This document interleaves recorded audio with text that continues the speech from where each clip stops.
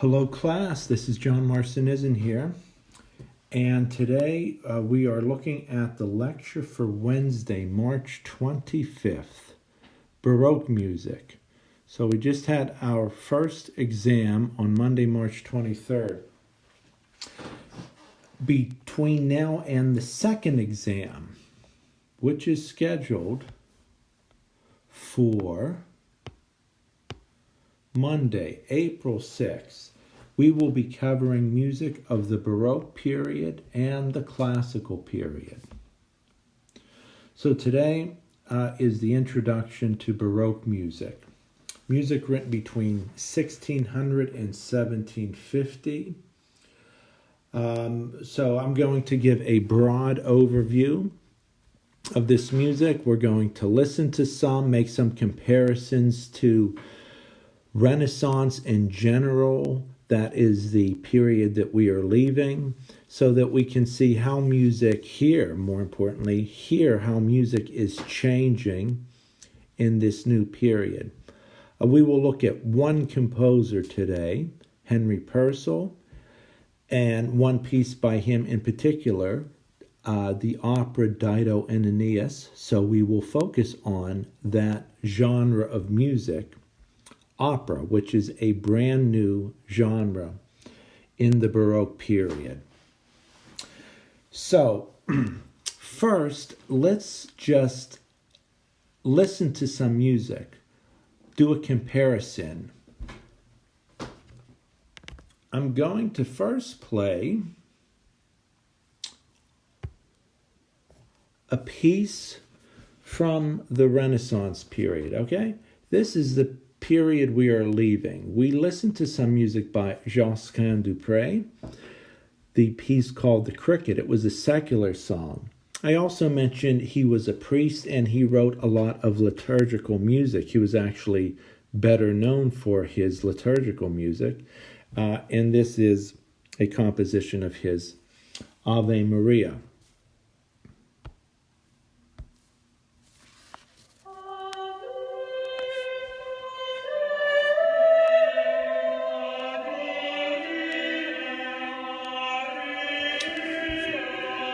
So as you listen, follow that green arrow,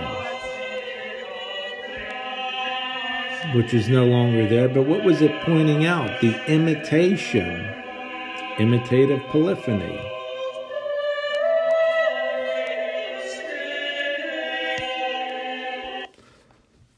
That's a little excerpt of Renaissance music. Now, here is an example of some Baroque music. Let's just listen, then we'll say a few things. This is a commercial, obviously.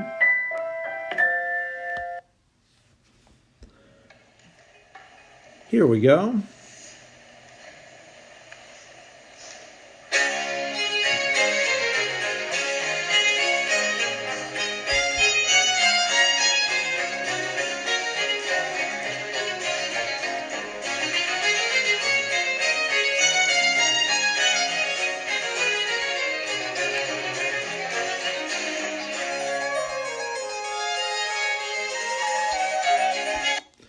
Okay, so that's an example of Baroque music. So if we were in class, this is the point where I would ask you what differences you're hearing between these two different kinds of music. So since I can't ask you that, let's just talk about some of the things, some of the broad differences.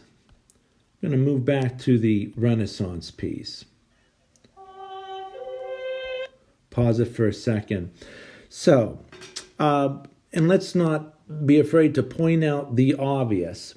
So the first piece from the Renaissance period is a cappella, vocal music. The second piece from the Baroque period is instrumental music. Certainly we have both in both periods, but we listen to an awful lot of vocal music, almost exclusively in the Renaissance period, especially in the church. That's all that you were hearing in the medieval and Renaissance periods. That changes as we move into the Baroque period. So for that reason and others, we will be listening to more instrumental music. There is also a rise in popularity, and composers are making a living in, we might say, two basic ways. This is not the era of what composers and musicians do today, which is you have to sell your product to the general public. You had two main institutions of making a living as a musician and a composer, and that was you were either employed by the church or employed by the secular aristocratic courts. Sometimes both, or you would bounce back and forth depending. J.S. Bach, one of the composers that we will listen to, was employed by both.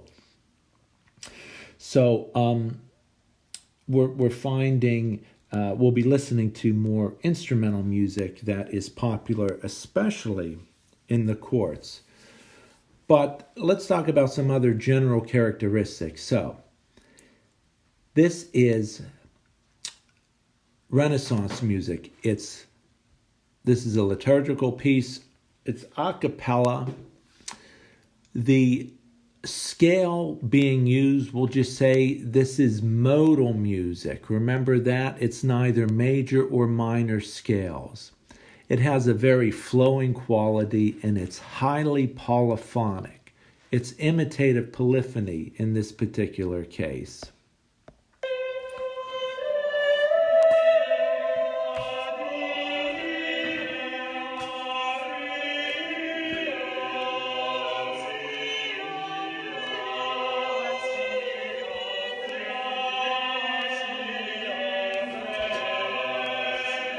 You can see and hear all those lines overlapping. There is a meter here, but it's hard to really tap your foot to this and determine, is this duple, is it triple? It has a very flowing quality to it.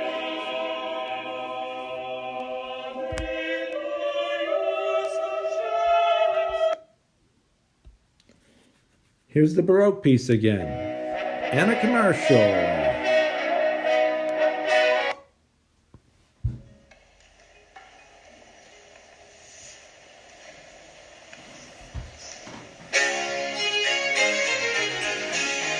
In the Baroque period, the music tends to be more metered. 1, 2, 1, 2, 1, 2, 1, 2, 1, 2.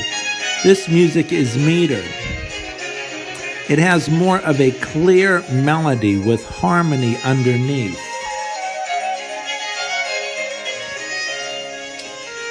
It is also very ornate.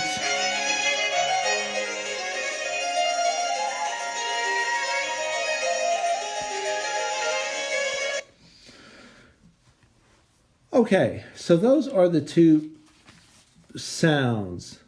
So let me give a broad overview of Baroque music.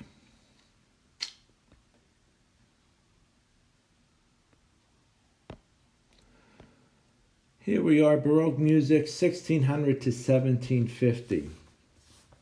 So the word Baroque in general, an oversimplification is, we can say Baroque means to fill in space.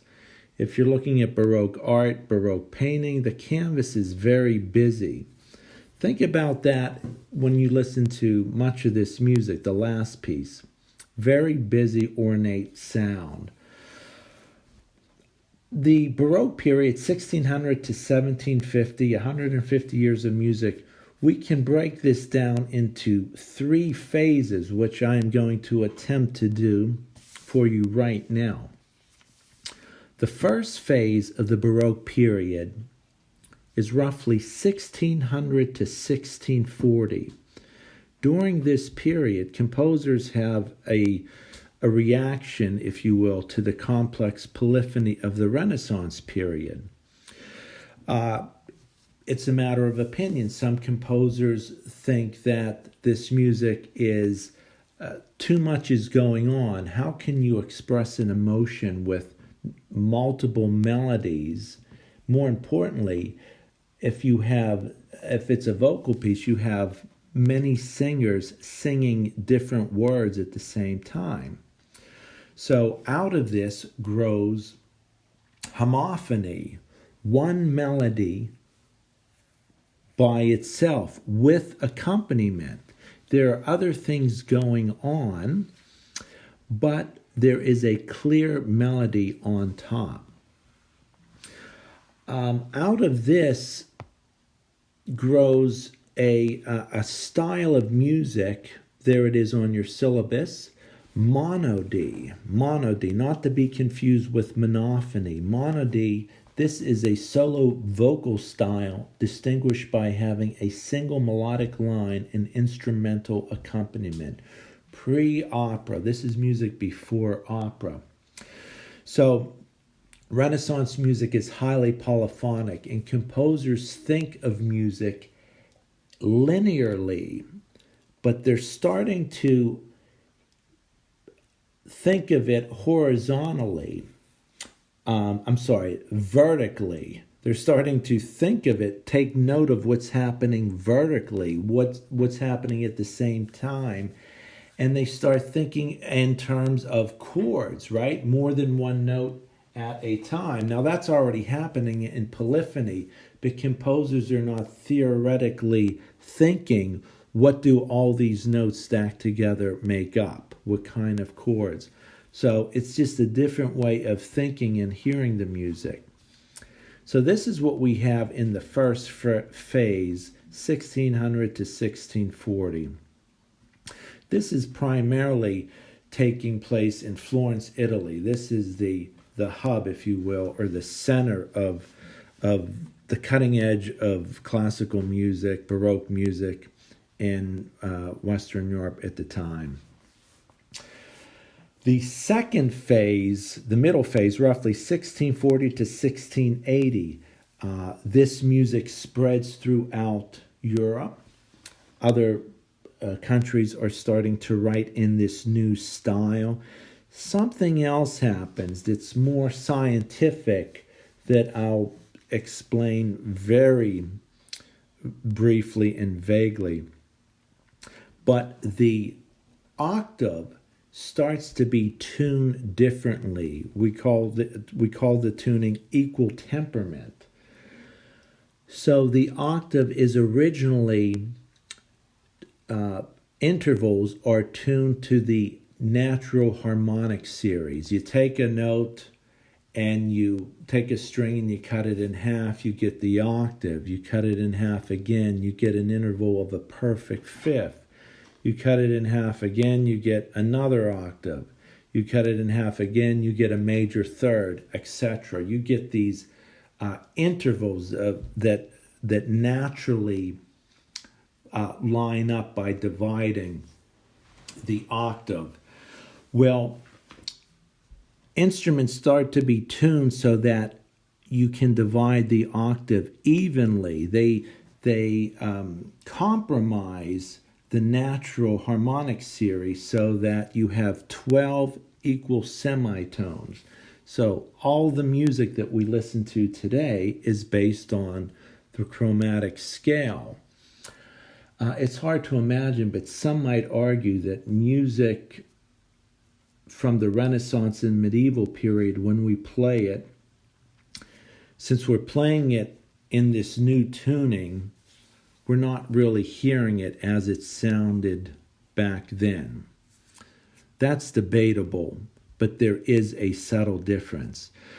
So in any case, hopefully that made sense, but to simplify it, the octave is tuned into 12 equal semitones, which gives us a chromatic scale. This happens in the 1640s. So this is, in a sense, the most revolutionary thing that ever happens and has ever happened with music up to this date. We have all kinds of different styles, but we use the same scale from this moment forward. And because of this, you have major and minor scales, the ability to play chords and think of them as we do, and to move in and out of different keys. I know some of that is a little bit theoretical without getting into the theory, but a lot of things that happen in classical music from this point forward, things that happen in jazz, the idea of being able to move very easily from one key to the next, that couldn't happen prior to this period. That's the middle phase of Baroque, 1640 to 1680. 1680 to 1750, the most popular period of Baroque music, and the music that we will be focusing on with Henry Purcell, the composer we will listen to today, J.S. Bach, and George Frederick Handel that we will listen to the following couple lectures. All this music is from the late Baroque period. So, after all this running away from polyphony in the early Baroque period, by the time we get to the late Baroque period, it is polyphonic again. So, but we're thinking of chords. So that's what's going on in music. These are some of the terms that we will talk about, listen for in Baroque music.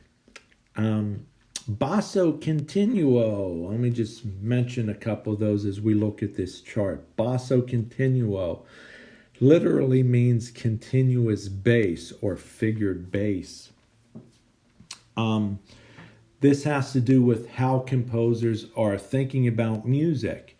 You have a bass line and a keyboard instrument like the harpsichord. I mentioned that last class. This is going to be the dominating chordal instrument of this period. This is the foundation of most music. You have the harpsichord playing the chords and the bass, like a string bass, playing the bass line. We refer to these instruments collectively as the basso continuo. And they supply the foundation for the music that we hear up above, which is multiple polyphonic lines in many cases, instrumental music, as well as vocal music. So, let's start listening to, let me point out one other thing.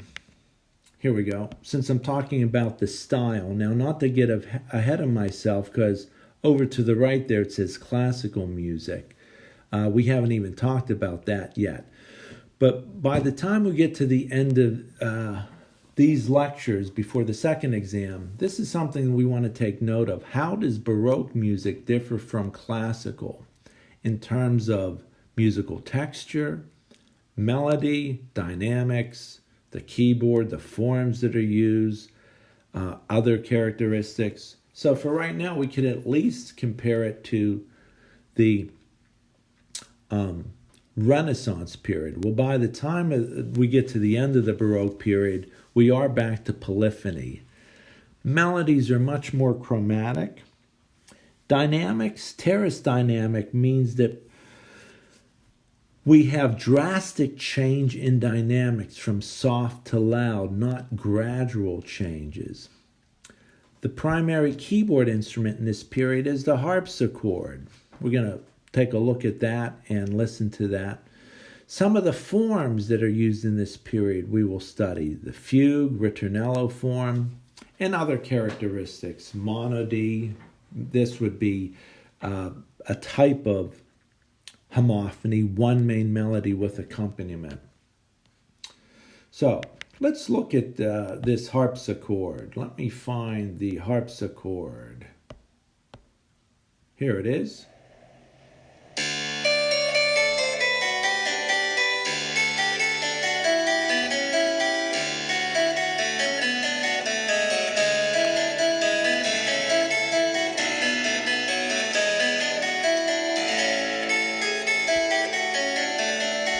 That happens to be a piece by J.S. Bach, one of our composers, written for the harpsichord. You can see it's played very much like a piano. It doesn't sound like a piano. The strings on the inside are being plucked rather than hammered. They are thin strings, so that gives sort of this twangy, very unique, different sound compared to the piano, but played very much like the piano.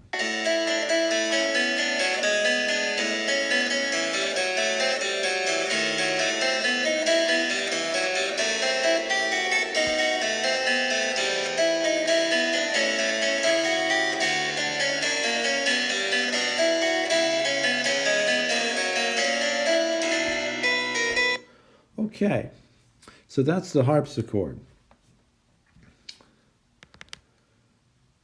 Let's talk about our first genre that we will be listening to today, the opera. As I mentioned, this is a brand new genre, born in Florence, Italy. Our first opera is considered to be an opera by an Italian composer named Monteverdi. Orfeo is the name of the opera. Operas in the Baroque period tend to be based on Roman and Greek mythology. That often tends to be the backstory. Other than that, most operas, just like many stories, movies, novels might be, tend to be very serious, tend to be about love loss. There's something known that we call the serious opera, referred to as opera seria, which would be just that, dramatic. In many cases, sad endings, lost love, somebody dies, as opposed to opera buffa, which would be your comic opera. If we had, this one would definitely fall into the category of a serious opera that we're about to listen to by Henry Purcell. First, a couple distinctions. So an opera tells a story.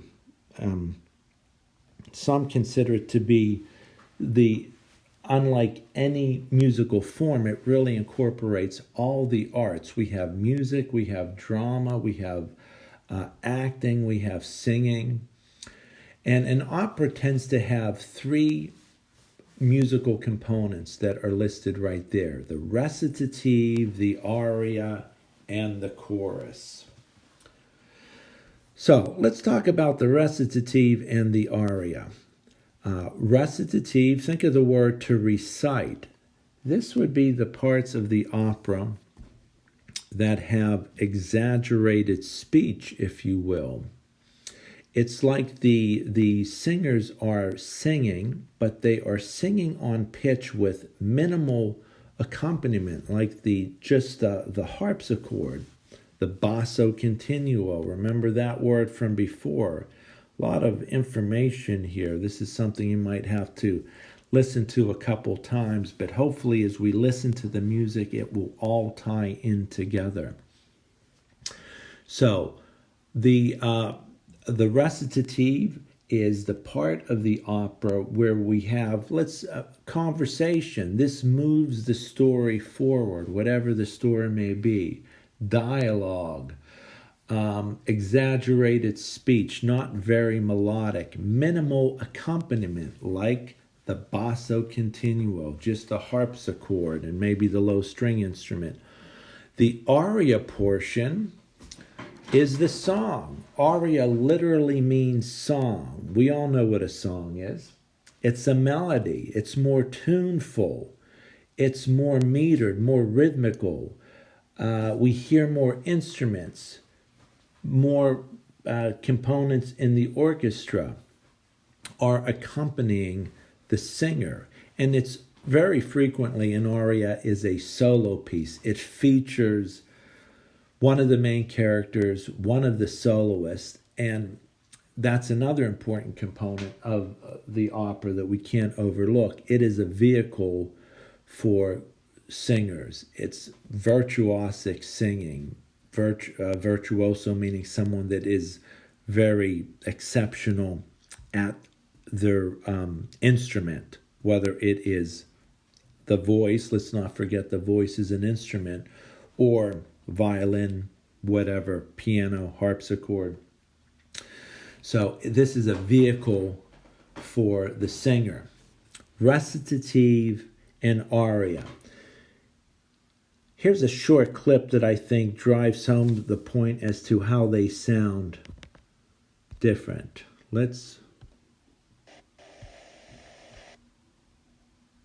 Here we go.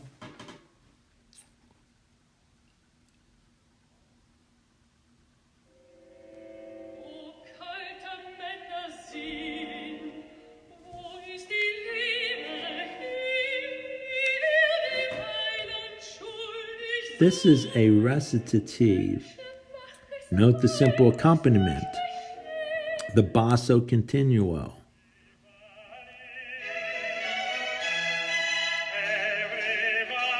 More melodic.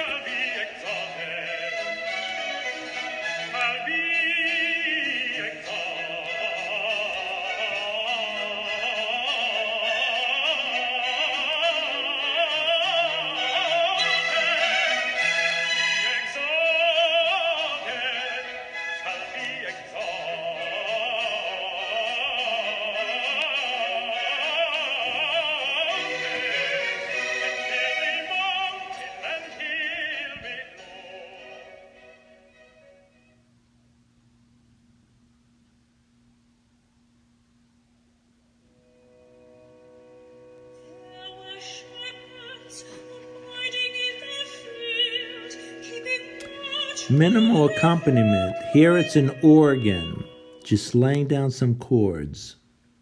Exaggerated speech.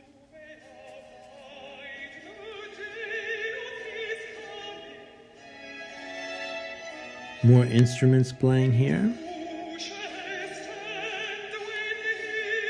More melodic, more tuneful, if you will.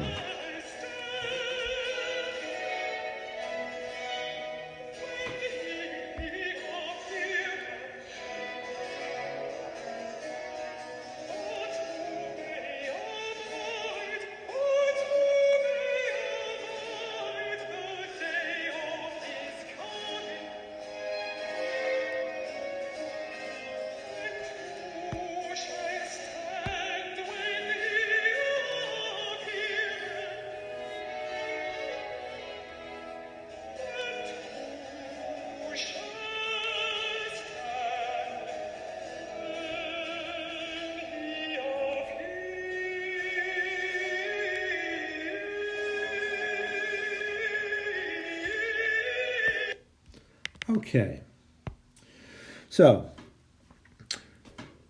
there it is, the basic difference. So again, we're going to listen to a recitative and aria from a Baroque piece by Henry Purcell in just a moment.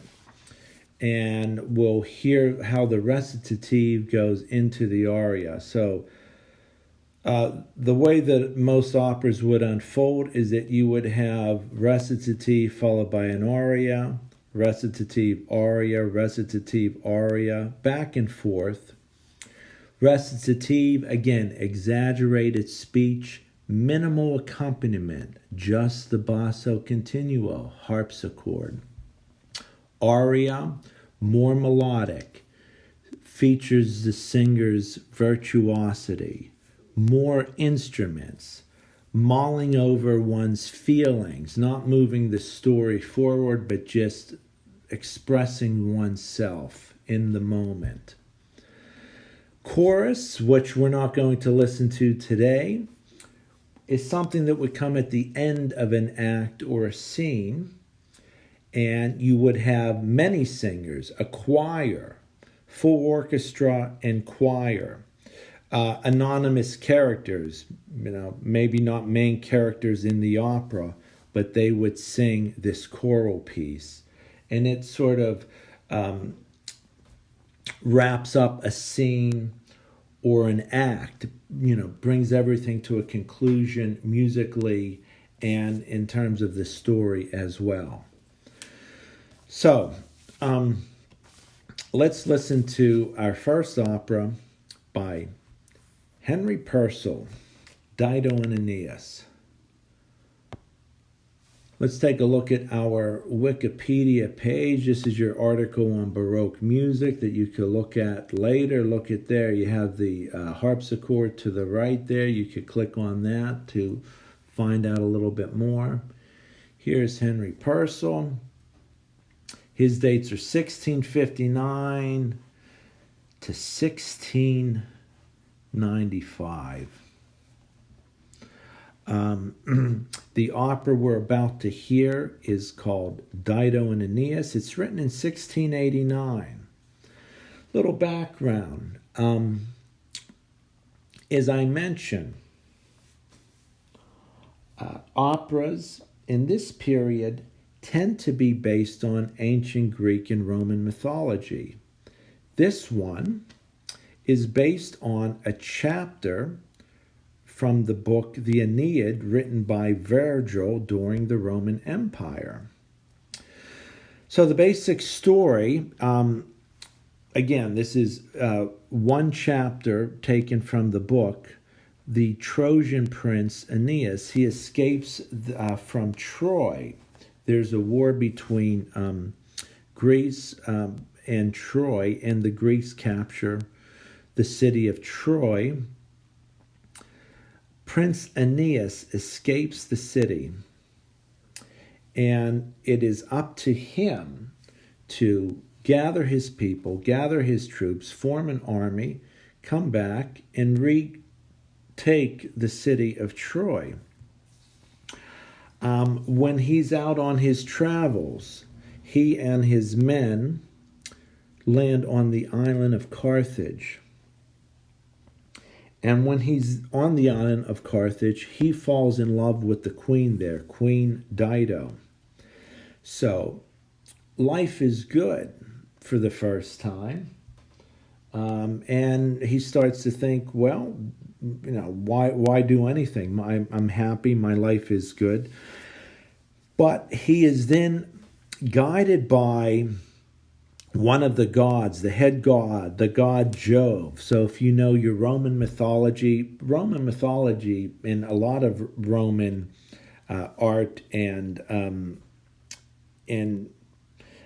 architecture is modeled after the ancient Greeks, just later in time. The head god of the Greek mythology would be Zeus, and this one is Jove. So Jove comes down and says to Prince Dido, you can't think about your own personal happiness. You have a mission. You have to get your land back for your people. You have to take your country back. So Aeneas comes to his senses, you might say, and does just that. He gathers his troops and leaves the island of Carthage. Queen Dido, out of despair, kills herself. Okay, so this is not a happy ending. They were both happy. They were in love. Aeneas leaves because he has a mission. Dido kills herself. She takes poison. And what we are about to hear is the recitative, Thy Hand, Belinda. Belinda is Dido's servant.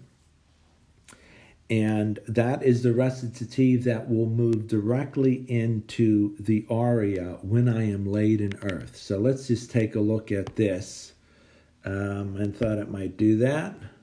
Okay, so here it is. Up there at the top of the page, that is the text for the recitative that we're about to hear. Queen Dido takes the poison and she sings, Thy hand, Belinda, darkness shades me, on thy bosom let me rest. More I would, but death invades me. Death is now a welcome guest. When we hear this, we hear minimal accompaniment. There's not much motion, not much rhythm. We hear a lute.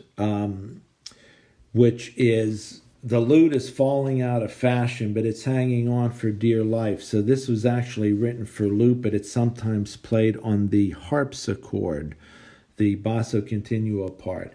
This moves directly into the aria, which you can see notes and some of the words, and I'll read some of those. When I am laid in earth, may my wrongs create no trouble in thy breast. Remember me, but forget my fate. That is pretty much the entire text that goes on and on. Now, see this part here that says ground bass. There's a musical term we want to remember. This is a musical feature that we want to follow. The ground bass that you see in front of you is going to be repeated over and over again throughout this entire aria as Dido sings her melody. The melody, the words, the harmony up above are changing, but this ground bass is constant. It's also a descending ground bass. You could even see, even if you don't read music, visually those notes are going down. This is a good example of word painting, right? We talked about word painting, musical representation of specific poetic images. What is Dido doing? She just drank poison and she is dying, and she's singing when I am laid in earth, right? She's going to her grave. She will be laid in earth. She is dying, and this is not a happy moment. So all those elements, a descending bass line, literally going down into the earth. This is a great example of word painting and is a musically beautiful example of word painting. So let's have a listen. I feel I've been talking too much, so we're well overdue to listen to some music here. All right, let me pause it. This is a clip. This is I'm going to show you this portion of it. Janet Baker, one of the great singers of the 20th century. This is an old video. I could have picked something that has a much more clear picture, but I wanted you to hear this classic performance with Janet Baker singing. And I will do a little bit of talking over this, but of course, you have your link. You should listen to this without my voice talking on top of it. So here we go. First, the recitative, when I am laid in earth, followed by, the recitative, thy hand, Belinda, followed by the aria, when I am laid in earth, also known as Dido's Lament.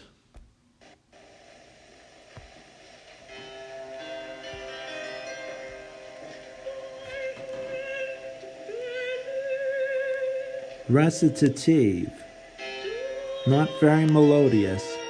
Hear that harpsichord underneath, and just a bass sustaining a note, just laying down a pedal, we might call. Simple chords.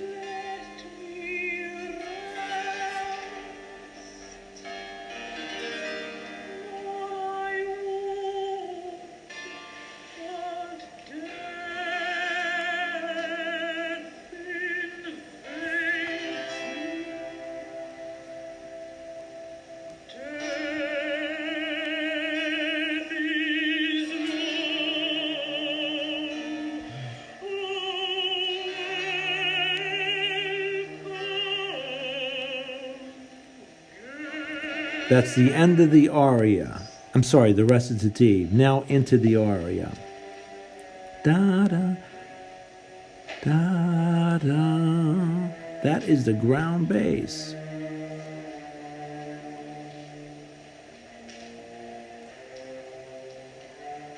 Now she sings.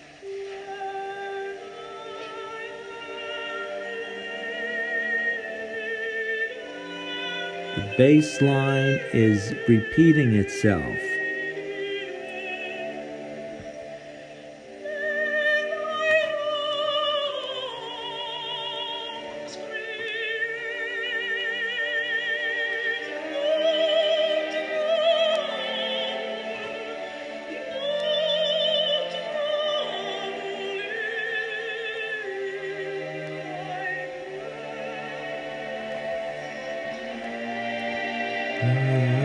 End of the bass line, and now it's starting over again. Ground bass.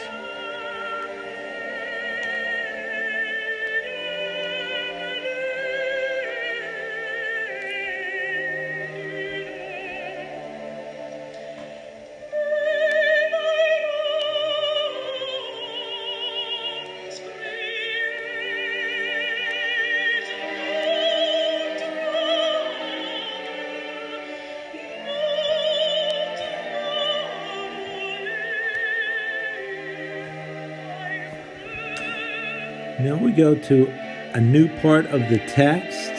Melody changes, the harmony changes, but the bass line is exactly the same.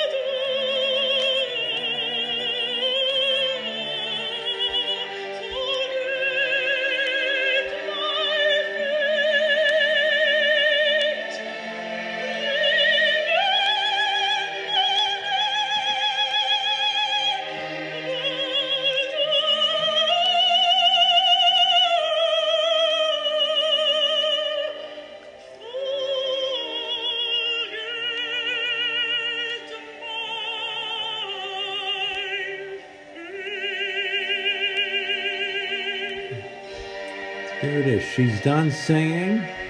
Ground bass is continuing. Looks like she's finally gonna fall over and expire.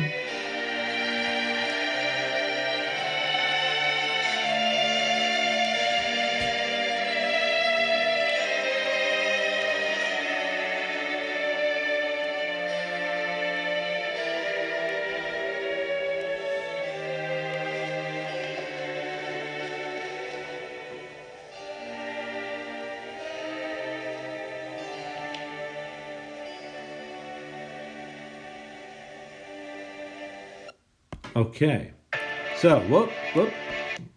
All right. So that was the end of the aria, and that was leading into, which we're not going to listen to, a chorus called "With Drooping Wings," and the people you saw in the background would sing that, commenting on the death of Dido, and the opera then ends. So that's all I have for you today. So that's a lot of information. So you may want to rewind some of this stuff. Of course, as always, I encourage you to contact me with any questions that you might have. Let me give just a broad overview of what we talked about today. Right? Baroque music, 1600 to 1750.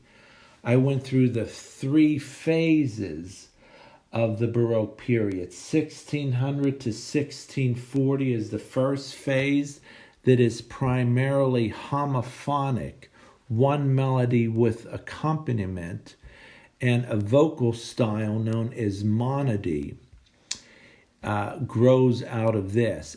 From monody, this develops into opera, goes through different stages, but linking songs together grows into a new style, a new genre known as opera. And in opera, we just listen to what a recitative is. Moves the story forward, exaggerated speech, one might say, minimal accompaniment, such as the basso continuo, the harpsichord would be part of the basso continuo, the dominating instrument of the Baroque period, and maybe a string bass. The aria, just what's an aria? Just think of song. We all know what a song is. It's more melodic, more tuneful, more rhythmical, more instruments playing. Chorus we'll listen to next time when we look at a new genre, oratorio.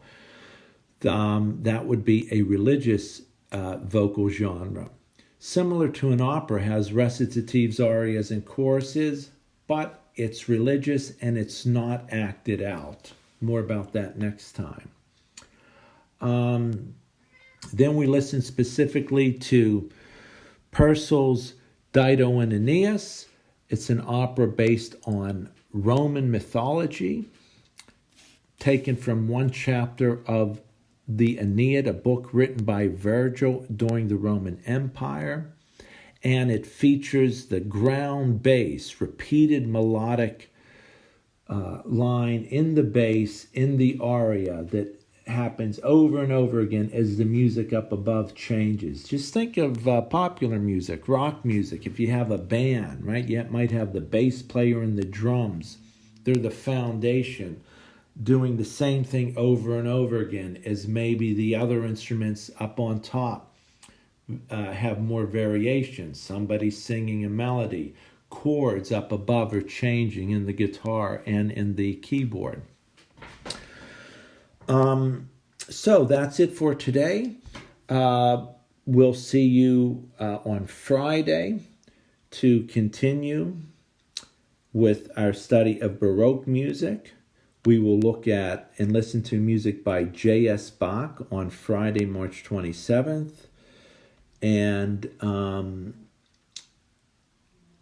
the genre known as a fugue, the form genre, both apply in this particular case, and a piece by Antonio Vivaldi, a concerto. Okay, class, stay healthy. Again, contact me with any questions, and see you Friday.